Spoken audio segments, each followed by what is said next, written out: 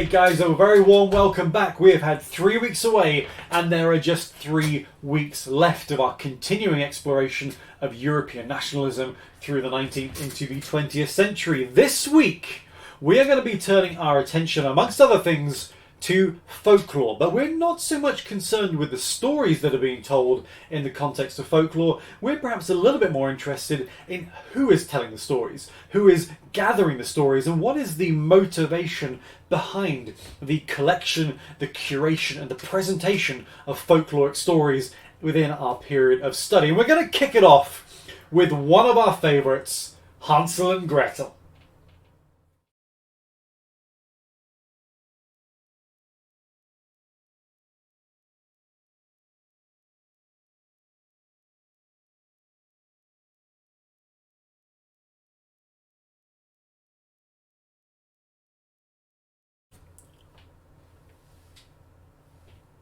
That was horrifying. One of the most grisly depictions of the Hansel and Gretel narrative I've ever come across. There was something about a silent movie with hideously constructed puppets that seems to make a narrative about children literally burning to death an old woman / witch, depending on your interpretation of the story.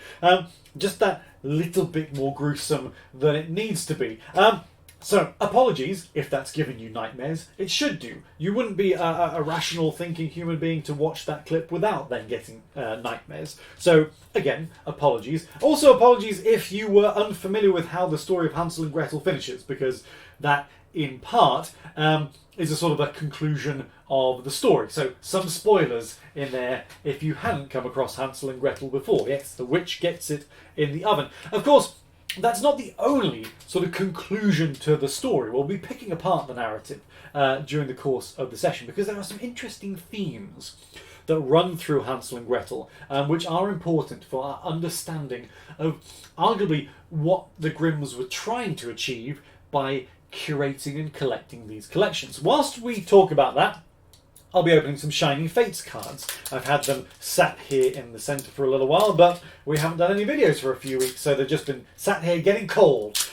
So let's see what's inside these. Remember these packs? We opened up some of the Japanese versions of these packs not so long ago. So we're familiar with the set, but of course the North American packs have more cards, so arguably a greater chance of getting something quite cool. We start off with grass energy. So, in terms of folklore, I said that we are less interested perhaps in the stories themselves, but in perhaps those who are putting the stories together. And so we will focus on the Grimm brothers, who were prolific with their research. Always remember that the Grimms weren't just focused on folkloric narratives. They also put quite a lot of work into language and history. So they were sort of contributing to the crafting of a wider cultural narrative of what Germany was in terms of its folkloric tradition. Always keep in mind that Germany formally won't exist until towards the latter stages of the 19th century, and the Grimm brothers are highly active in the early part of the century. I thought there might be a shiny, but no. Always difficult to tell with the green gorillas whether they're shiny or not. Apologies, it's so sunny outside, and I'm filming during the daytime, which is almost unprecedented, so there's a lot of glare in here. I should get curtains at some point in the future. So, as they were putting these stories together, the Grimms were making a series of choices, determining what constituted a Germanic folk tale.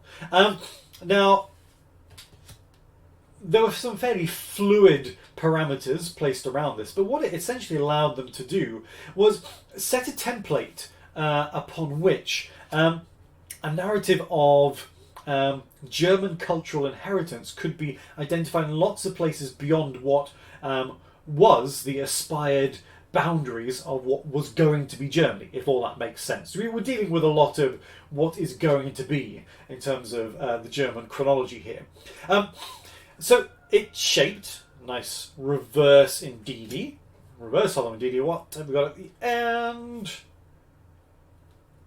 Decidueye hollow. That's alright. It's alright. It's not life changing, but it's alright. So they were creating a narrative which would allow people later in a Germanic context to start putting claims on other territories by saying, well, look, we have these folkloric overlaps with you in these territories, therefore we must have some sort of cultural affinity, even perhaps notion of cultural dominion over your particular territory. So that's an interesting way to look at the way in which the stories, in terms of their geographical origin and how they were perhaps subverted and manipulated and brought into that wider family of narratives, is of interest. But also, within the stories, those stories that were being selected, electric energy, allowed the Grimms, this card again, whatever that is, so shiny in here, so bright. Now, there's no escaping the sunlight, is there? But, we've started, so we're gonna finish. The Grimms could start developing narratives as to what constituted good Germanic behaviour, what constituted being part of the Germanic cultural tradition, cultural family, if you like. So, for instance, you will see some of the foundations for cultural anti-Semitism come through. Some of those more recent publications and collections of the Grimm brothers' narratives don't really go all out on the anti-Semitic stories, but if you scroll it back to that which was in the collections, there's plenty of pretty uncomfortable material there. But it's all about creating a narrative of, what community do you belong to by virtue of your folkloric inheritance, and who doesn't belong to that community on the premise of your folkloric inheritance. There's also an exercise in developing narratives of the other, the outsider, which is something we've seen run through so much of our narratives on nationalism so far. The Hansel and Gretel narrative arguably does this through the witch or the stepmother figure. And we'll talk a little bit during the session about the sort of the potential conflation. What? Look at that! How lazy is this? We've got Routlet and then reverse holographic Routlet. Boo, Pokemon! Boo! This better be an epic card to finish! It's Manaphy. It's non-holo Manaphy. 2 Routlets and non-holo Manaphy. That's rubbish. That's rubbish. You wait 3 weeks to break a box and you get 2 Routlets back to back. Last pack luck. You'd hope there's some luck after those pulls. But yeah, so they start developing a narrative of the outsider is bad. Stepmothers in these folkloric traditions are sort of consistently negative figures. They seem to be outside of the family dynamic. Water energy. Is it? No, it's dark energy. Dark energy. Looks like water on the screen. It's blue to me, but it's probably kind of black to you, unless it's coming up blue for you as well. But it is dark energy. Anyway, Clamorant. Can we get something in this pack? So that's something that actually comes through in terms of some of the Disney narratives. The stepmother figure is always quite awkward, blurry, but Pokeball guy. Always welcome to see him. Dartrix. What was I saying? Stepmothers. Yeah, there's a narrative that the witch that dies at the end of Hansel and Gretel is actually the stepmother who appears at the start of the story of Hansel and Gretel, which I'll take you through. If we get a reverse rare secret card, something like that at the end of this pack, I will do a performance video of Hansel and Gretel for you. How about that? How about that as a commitment? So let's see, is there anything of value in this pack? So those narratives of, outsider, negative figures, what it is to be part of the Germanic family, what's part to be outside of it, what has cultural affinity in terms of where these stories are coming from.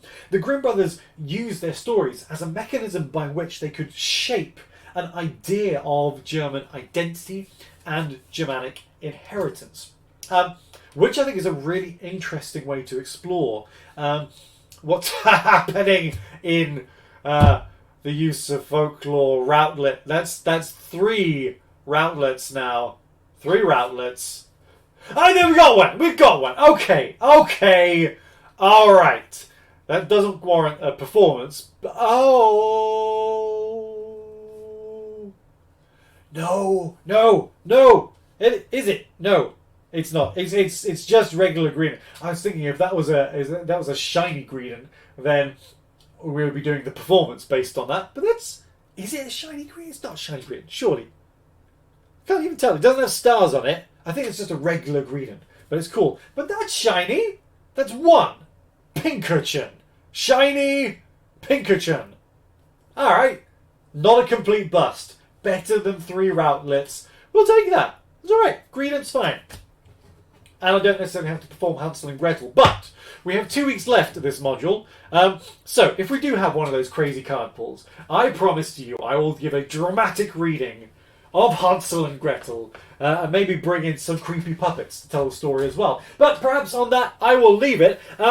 But that's what we're going to be doing, guys. We are going to be exploring folklore amongst some other things, thinking about Hansel and Gretel, thinking about the Grimm brothers, thinking about Germanic nationalism, and how it has been crafted, or more particular, for what purpose it's been crafted. But that's our session, guys. So look forward to seeing you on Monday morning.